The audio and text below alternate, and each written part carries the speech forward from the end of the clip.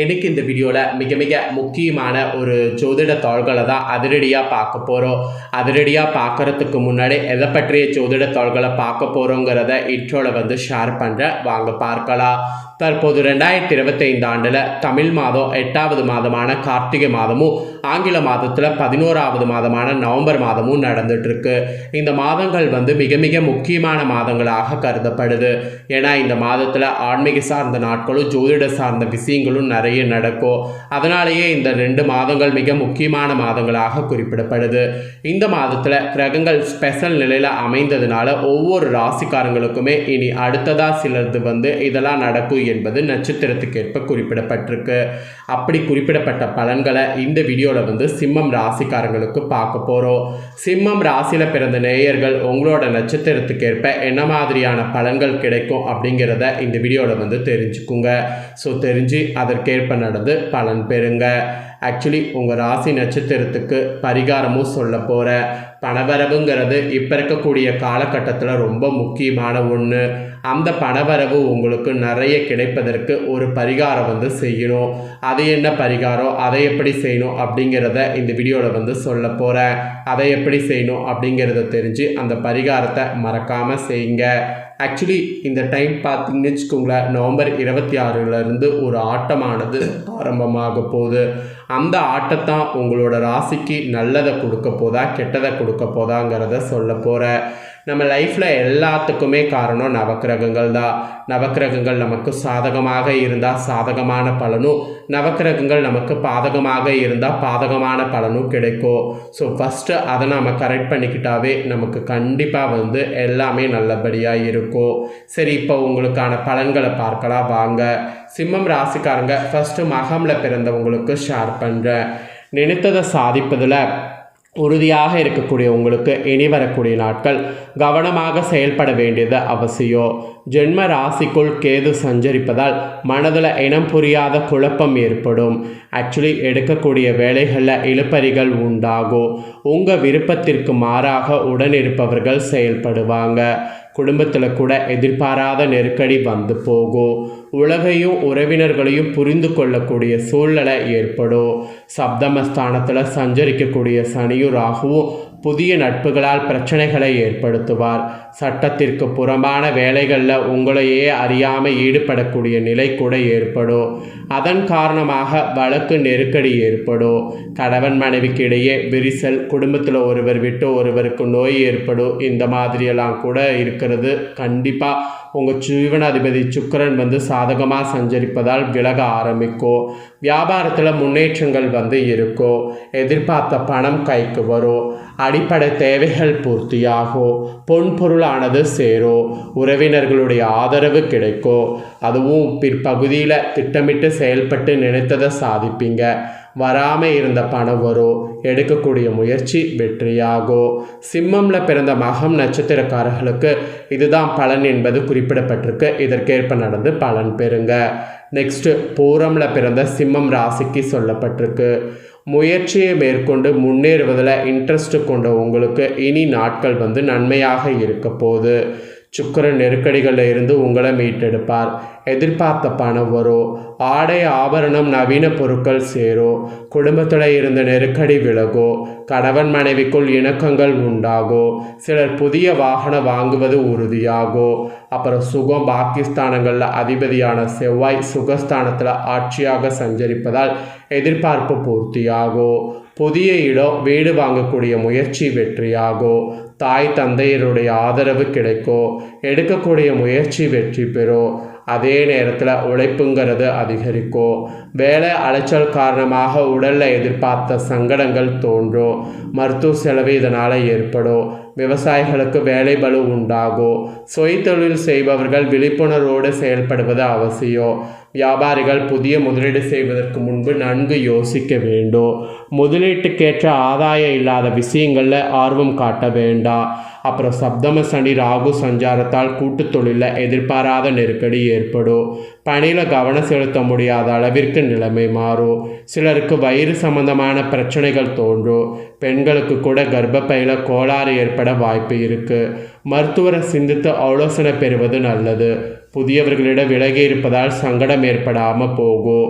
அதே சமயம் மாணவர்கள் படிப்பில் அக்கறை காட்டணும், இல்லைனா உங்களுக்கு தான் கஷ்டம். ஸோ பூரமில் பிறந்த சிம்மம் ராசிக்கு இதுதான் பலன் என்பது குறிப்பிடப்பட்டிருக்கு. இதற்கேற்ப நடந்து பலன் பெறுங்க.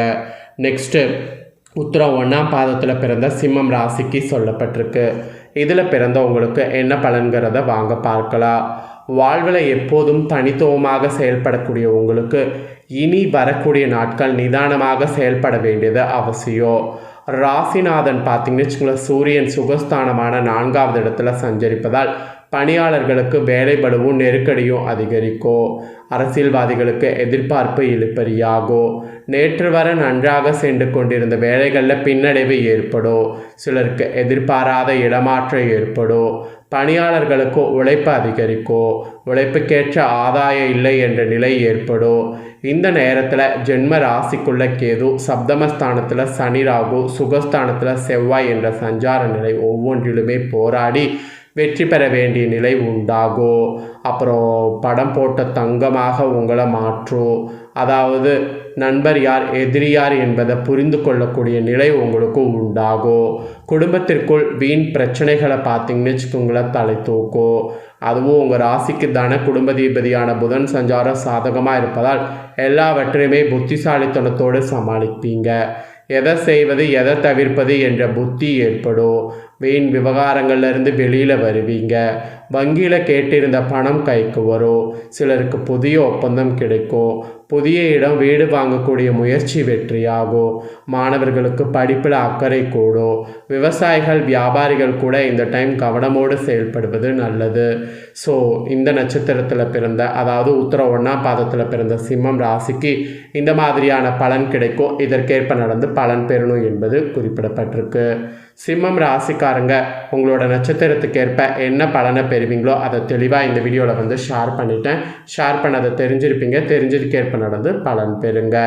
இப்போ பணவரவு அதிகரிக்க கார்த்திகை மாதம் செய்ய வேண்டிய பரிகாரம் ஸ்பெஷலாக சொல்கிறேன், அதை நோட் பண்ணிக்கோங்க. நம்ம ஒவ்வொருவருமே வசதி வாய்ப்போடு சுகமான வாழ்க்கை வாழ வேண்டும் என்று தான் ஆசைப்படுவோம். இந்த வசதி வாய்ப்பு சுகமான வாழ்க்கையை அனுபவிப்பதற்கு நமக்கு பணம் என்பது கண்டிப்பான முறையில் வேண்டும். அதனால தான் இன்றைய காலத்தில் இருக்கக்கூடிய ஆண்கள் பெண்கள் நம்ம அனைவருமே எந்த அளவிற்கு பணத்தை சம்பாதிக்க முடியுமோ சேர்த்து வைக்க முடியுமோ அந்த அளவிற்கு பணத்தை சம்பாதித்து சேர்த்து வைத்து கொண்டிருக்கிறோம். இப்படி ஒரு புறம் இருக்க மற்றொரு புறமோ நம்மளுடைய அன்றாட வாழ்க்கை நடத்துவதற்கு போதுமான அளவு பண வசதி கூட இல்லாமல் கஷ்டப்படுவர்களும் இருப்போம். யாராக இருந்தாலும் உங்களுடைய பணவரவு அதிகரிக்க வேண்டும் என்ற பட்சத்தில் கார்த்திகை மாதத்தில் நீங்கள் செய்ய வேண்டிய ஒரு பரிகாரத்தை பற்றி சொல்ல போகிறேன். கார்த்திகை மாதம் என்பது வழிபாட்டுக்குரிய மாதம் என்பது, விரதம் இருப்பதற்குரிய மாதம் என்பது, தீபம் ஏற்றுவதற்குரிய மாதம் என்பது நம்ம தெரிஞ்சுக்கணும். இவ்வளவு சிறப்பு வாய்ந்த இந்த கார்த்திகை மாதத்தில் நம்மளுடைய குலதெய்வம், இஷ்ட தெய்வம் சிவபெருமான், முருகர், விநாயகர், ஐயப்பன், பெருமாள் என்ற பல தெய்வங்களை வழிபடுவதற்குரிய வாய்ப்புகள் கிடைக்கும். இந்த வாய்ப்புகளோடு சேர்த்து லக்ஷ்மி குபேரரை நாம் வழிபாடு செய்தோம் என்றால் நம்ம வாழ்வில் பணத்திற்கு எந்தவித பஞ்சமும் இருக்காது. லக்ஷ்மி குபேரருடைய அருளை பெறுவதற்கு சில பரிகாரங்கள் இருக்குது. அந்த பரிகாரங்களில் ஒன்றாக வெந்தயத்தை வைத்து செய்யக்கூடிய இந்த பரிகாரம் திகழ்கிறது. இந்த பரிகாரத்துக்கு என்னைக்கு வேண்டுமானாலும் நாம் செய்யலாம். அதுவும் கார்த்திகை மாதம் முடிவதற்குள் செய்துவிட வேண்டும். இதற்கு நம்ம ஒரு ஸ்பூன் அளவிற்கு வெந்தயம் இருந்தால் போதும். மேலும் இதோடு ஏதாவது ஒரு சில்லறை நாணயத்தை வைக்க வேண்டும். மகாலட்சுமி வீட்டிற்கக்கூடிய 108 பொருட்களில் வெந்தயமும் ஒன்று. பலரும் தங்களுடைய சேமிப்பு பணத்தை அன்றைய காலத்தில் அஞ்சரை பெட்டியில் இருக்கக்கூடிய வெந்தயத்தில் வைத்திருக்கிறாங்க. அவ்வாறு வைக்கும் பொழுது அவர்களுக்கு பணவரவு அதிகரித்தது என்று கூறப்படுது. ஸோ பணத்தை ஈர்த்து பசை போல் நம்மிடமே ஒட்ட வைக்க உதவக்கூடியது தான் வெந்தயம். ஸோ இந்த வெந்தயத்தை மாலை 6 மணிக்கு வீட்டு பூஜையில் இருக்கக்கூடிய ஒரு தீபத்தை ஏற்றி வைத்து கொள்ளுங்க. அதற்கு முன்பாக ஒரு தட்டில் ஒரு ஸ்பூன் அளவிற்கு வெந்தயத்தை பரப்பி கொள்ளுங்க.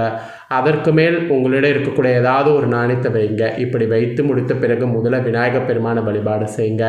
அடுத்ததாக குலதெய்வ இஷ்ட தெய்வத்தை வழிபாடு செய்யுங்க. பிறகு சிவபெருமானை, முருகப்பெருமானை வழிபாடு செய்துவிட்டு லக்ஷ்மி குபேரரை வழிபாடு செய்யுங்க. கரெக்டாக இரவு 8 மணி வரை இது அப்படியே பூஜையில் இருக்கட்டும். 8 மணிக்கு மேலே வெள்ளை, பச்சை, மஞ்சள் இந்த 3 நிறங்களில் ஏதாவது ஒரு நிறத்தில் ஒரு துணியை எடுத்து அதில் இந்த வெந்தயம் மற்றும் நாணயத்தை போட்டு மூட்டையாக கட்டி எந்த இடத்துல நீங்கள் பணம் வைத்து எடுத்து செலவு செய்கிறீர்களோ அந்த இடத்தில் வைக்க வேண்டும். இப்படி வைப்பதன் மூலம் லக்ஷ்மி குபேரருடைய அருள் என்பது பரிபூர்ணமாக கிடைக்கப்பெறுவதோடு நம்மளிடம் பணம் அதிக அளவில் சேர்வதோடு பணம் வீண் விரயம் ஆகாமல் தவிர்க்கப்படும். மிகவும் எளிமையான அதே சமயம் பணத்தை இருக்கக்கூடிய அதிசக்தி வாய்ந்த இந்த வெந்தயத்தை வைத்து இந்த முறையில் பரிகாரம் செய்பவர்களுக்கு பணவரவில் இருக்கக்கூடிய தடைகளும் நீங்கும், பணவரவு அதிகரிக்கும், பணவரவு சேமிப்பாக உயரக்கூடிய வாய்ப்புகள் உண்டாகும். ஸோ நம்பிக்கையோட ட்ரை பண்ணி பலன் பெறுங்க.